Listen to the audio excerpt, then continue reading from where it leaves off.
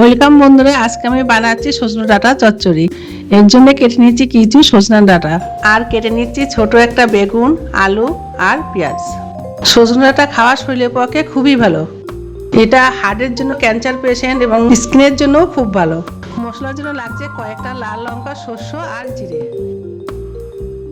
এখন গরম তেলের মধ্যে দিয়ে দিচ্ছি পাঁচফোড়ন আর কুচানো পেঁয়াজ। এগুলোকে নাড়াচাড়া করে এর মধ্যে দিয়ে দিচ্ছি লবণ, হলুদ আর অল্প চিনি। পেঁয়াজের কালার যখন ব্রাউন হয়ে আসবে তখন ঢেলে দিচ্ছি এর মধ্যে কেটে রাখা সবজিগুলো। কিছুক্ষণ নাড়াচাড়া করে তারপরে ঢেকে দিলাম। সবজি নরম হয়ে আসার পরে ঢেলে দিচ্ছি মশলার পেস্ট।